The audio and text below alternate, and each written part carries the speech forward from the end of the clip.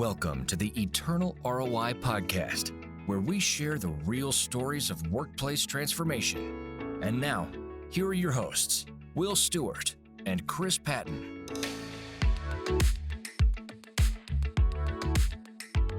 Welcome to the Eternal ROI podcast. I'm Will Stewart, joined as always by Chris Patton, CEO of His Way at Work. Hey, Chris. Will, how you doing today? Doing great. We don't have a guest in the studio. Nope. We're continuing that series that we've been talking about, the 10 common mistakes a business owner makes when Christian business owner makes when they're talking about like just living their faith in their business. Yeah. And we had a very insightful first episode talking about the first 2 points. Now we're going to be talking about the third and the fourth one. So let's start. Let's have at it. Yeah. So the third one is effectively struggling with declaring God's love versus displaying God's love. Yeah. All right. So what we mean by that is a lot of business owners who are Christians think, okay, if I start integrating my faith into the business, if I start bringing God into the business, I mean, I know he's there, but if I start really inviting him in, that means I need to preach to my employees. I mean, literally, I've had them say, so I don't even know how to speak about my faith. I don't get up in front of groups well. And so is that what I need to do? Or I don't even know how to lead a Bible study. And no, it's not about the declaring, right? That can come, it can be a part of it, but it's really, if you only declare, and there are quite a few of those out there, they declare God's love, but they don't display it. Yeah. Well, that just screams hypocrisy as well. It's a religious zealot. It is exactly. So what we really want to try to hammer home is this idea that we need to walk it out. We need to display God's love. I mean, it's easy for us to say, I want to go and speak, or I don't. I just want to stay out of it. But the idea here is the living it out, right? That's the whole part of what the employees really need to see, and that's where we're going to start to see impact. And that's the hard thing. That's the hard thing to do. It's just actually live it, And if you look at the example of Christ, I mean, when he was on earth, like he fed people. Yes. And he talked to them, and there's a lot of conversations that weren't even recorded in the Bible where he's living life with people before he even gets up and climbs the mountain and starts preaching to people. Yeah, no doubt. And he was meeting physical needs in various ways, not just feeding, but healing and various things. So there's some people who are like, I want to live out my faith in my business, so I'm just going to start, putting motivational, and they just start doing all this stuff. So but there's some symptoms of the declaring, but not displaying it. Yeah. What are some of those symptoms? Well, maybe there's just no evidence in your business that you actually care for or care about your employees. Now, literally, you talk to business owners that are well-meaning, they are good people, and they'll say, but I'm paying my people well. Right. That's care. Yes, it is. It's just not recognized as such. Yeah. They don't see it that way. If they think this is something that a non-Christian business owner would also do, right, there is no impact. There's no causing them to go, wait a minute, why would he do that? Right. But if there's evidence in your business that you are going above and beyond the norm, go the second mile, so to speak, whether it's through compensation or recognition or that kind of thing, then maybe you're seeing some of that displaying versus declaring. But in most cases, we see business owners who are doing business in a moral and ethical way based on biblical principles. They're just not saying it, and they're not living it out in the way that they treat their employees. Again, not just entry-level, basic pay, good culture, decent culture, that kind of thing. That's the bare minimum, right? That is the really price of entry today, right? So if they're not going beyond that, then there's a problem, potentially a problem. You also may see high turnover, right? We had a business owner, this has been years back, I won't name them, but their culture had gotten so bad that the local temp services had blacklisted the business. Wow. Now, I don't know how bad your culture has to be for the temp services to say, no, we're not interested. I'd say pretty bad. But I'd say it's pretty bad. And the problem was, this was a Christian owner. Mm. But he did not see in the time that there should be an alignment between what he did on Sunday and what he did on Monday. Mm. Now, he had a conversion experience, so to speak, in that God just wrecked him and made him see how critical his employees were. And he basically God showed him that his employees are the neighbor specified in the Good Samaritan. Yeah. And in love your neighbor as yourself, right? So that change happened overnight, and he absolutely started to display God's love. But, if you feel like your culture is bad, or if you look around and there's high turnover, there's low buy-in, maybe the employees would not acknowledge that you're a believer that acts on your faith, right? Or they say, well, he does a good job of keeping his faith out of the business. Those are some potential symptoms of this, where you're not taking that step to display it. Yeah, that makes sense. So why is this a problem? Well, it's a problem because this is an old adage, but people don't care how much you know until they know how much you care, right? So employees, just look at today's business culture. It's hard to find employees today. Yeah. Right? There are a whole lot of conditions that are causing this. But if we're a business that needs these people to do their jobs so that we can continue, and we're not caring for and loving on them, we're not displaying God's love to them, then we're going to continue seeing higher turnover and may even get worse, right? So it's a bad business model not to care for those employees. But also, we talked about it earlier, Jesus modeled this. No. He met physical needs and then shared truth, right? He displayed his Father's love before he declared it. Yeah. And if we're to follow his model, then we need to do the same thing. And I would say that if someone who says they're a Christian but doesn't do the acts of Christ, they're a hypocrite. Yes. Yeah. And that's going to turn people off. Yeah. But if you just look at it from the business perspective, like I said, we need the employees. And if they see that we're saying one thing, we care about you, we love you, but there's no practical example, then morale suffers. Yeah. It's worse than if you just don't say anything at all. It's true. Right? Yeah. But absolutely. the morale suffers, turnover may continue to get worse, buy-in from the employees for various new initiatives or ideas is going to take longer to get them to buy into a new product, new program, whatever it is. And then above all, we go back to the eternal impact. We're not having an impact if our personal living it out is not matching up or aligning with what we say. Yeah, absolutely. So if someone looks at their symptoms, they recognize it's a problem and they say, oh, I got to do something about this. What's the first steps they should do to start fixing this problem? Well, as we did the first time, we'll throw some scriptures in the show notes. I won't read through all those, but another thought is to take some time, and it's very similar to one of the actions in fear of financial loss that we mentioned in the last episode, and that is reallocate some resources toward displaying God's love. What are some things within your employee base, within your business that you could do that would not include a bullhorn or thumping a Bible, right? But would be a practical way to live out care and love for those employees?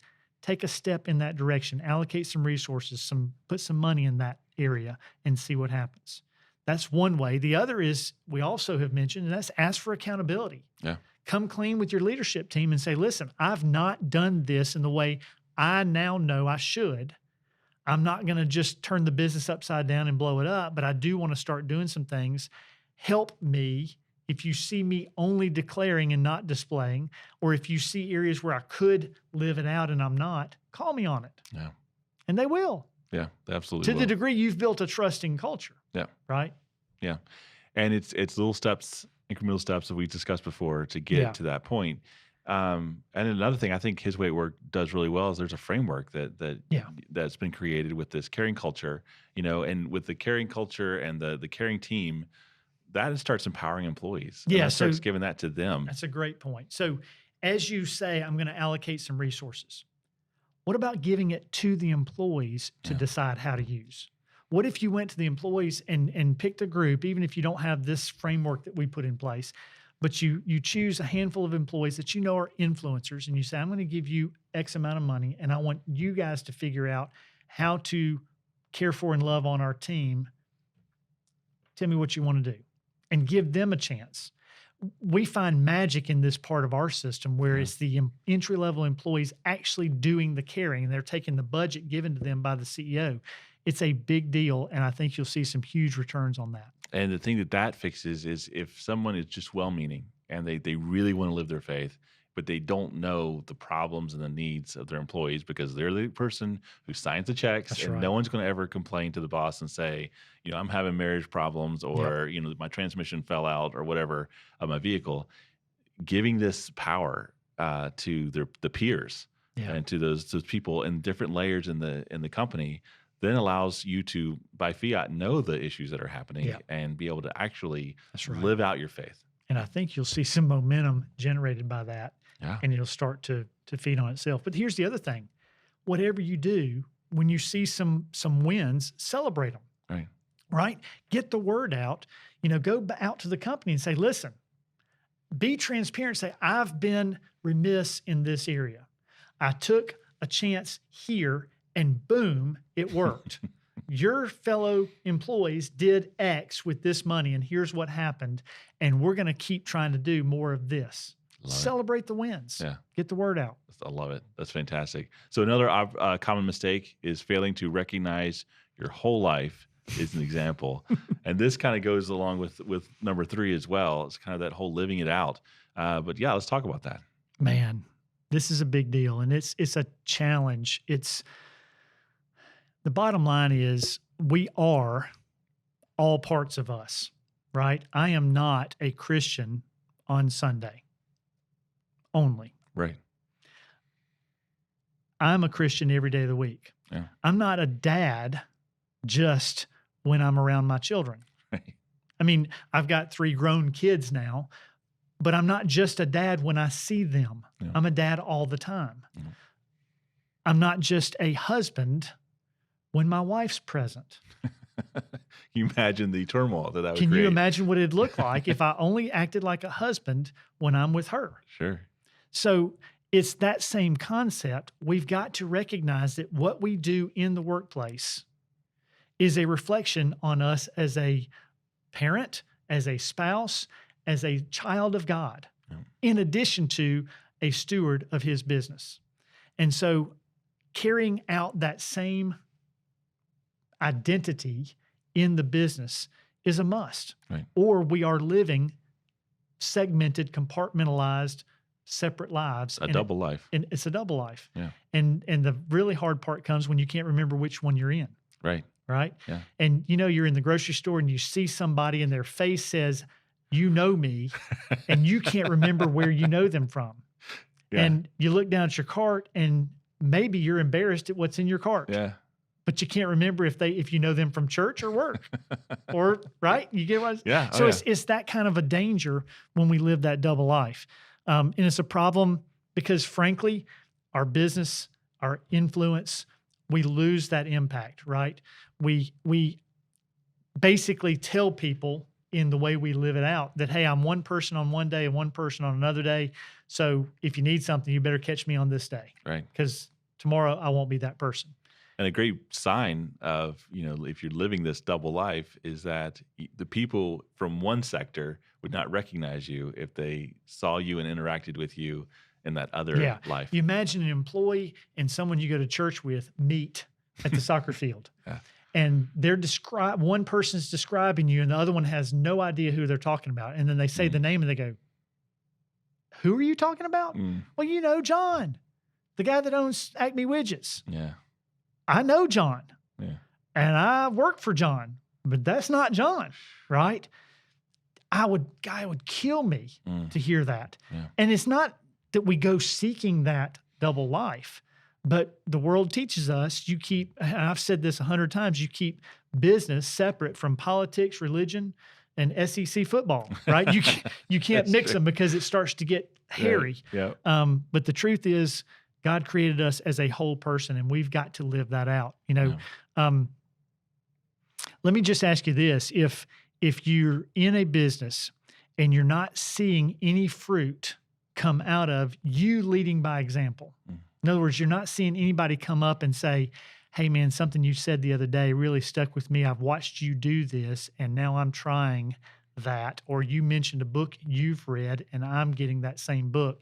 If you're not seeing any of that fruit, it may be that you're not the same person in one place that you are in another, right? Like you said, friends at church wouldn't recognize you if you're in the workplace. And I used to be in the car business, and people from church would come in to do business. And, I guess it works if you're working 30 miles away from where you go to church. But if there's a mix, it's not going to work. Yeah.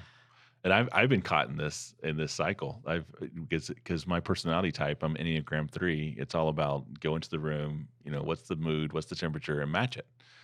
Be whatever you need to be for other people. And until I found my place in Christ and kind of got solid on some things, like I was a different person depending on what room I was in. Yeah. And it's bondage. It's absolute bondage. Yes, it is. So why is it a problem? We've kind of hinted on this, but we've touched on some of it. But evident. People want to follow a genuine leader. Yeah.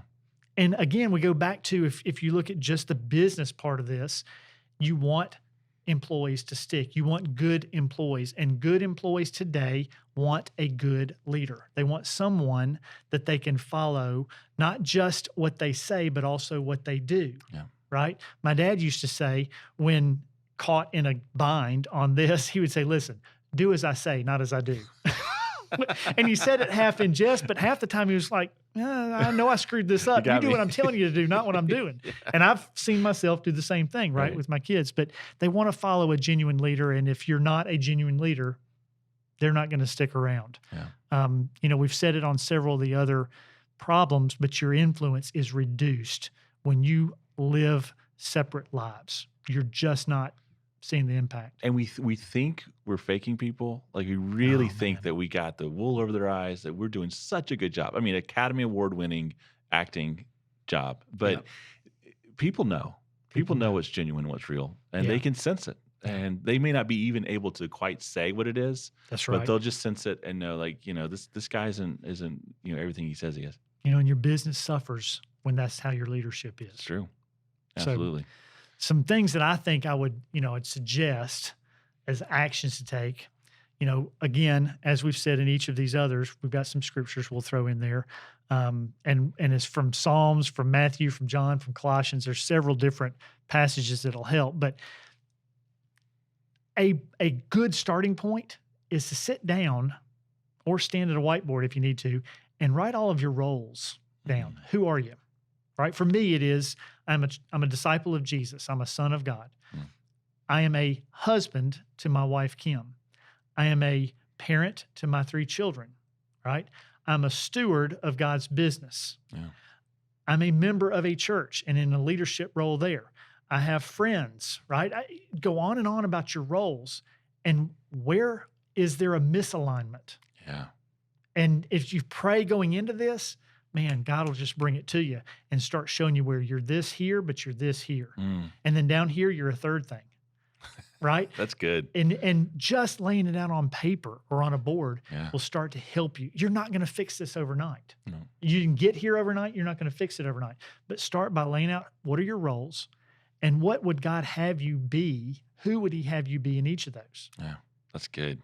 If you have a heartfelt prayer to God to say, Holy Spirit, show me where that misalignment is. He does not ignore that. No, not at all. And it'll be painful and it'll be awkward, but it's worth it. Yeah. It's absolutely worth it. So you start with God. Yeah. But you follow that up with a 360 evaluation from your peers and those at work.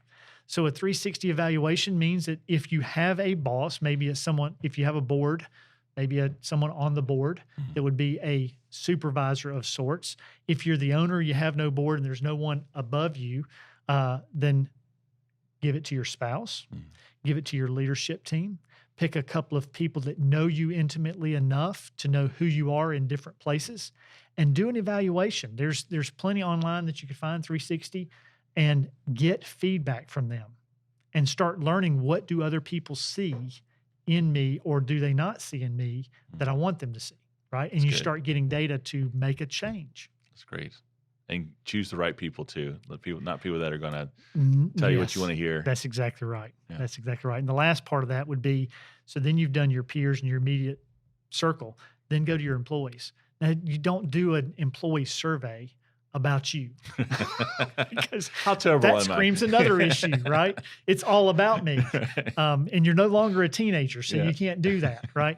So do an employee survey that includes a couple of questions around leadership and company ownership. And do you feel cared for? Do you feel they respond to you in a time of trouble? Those kind of things. Do you see integrity in leadership? And you start seeing some responses that probably won't be exactly what you want to hear, but it's exactly what you need to hear. Yeah. Right. And it's so helpful when you can be humble before God and just have an honest conversation with God and say, what do you have for me? Who am I in reality? And then have an honest conversation with your peers and people around you. It's so helpful. It makes you a better person. Yeah. And allows you to fully live and be the Christian you need to be, both at church, at home, and on the workplace. Yeah.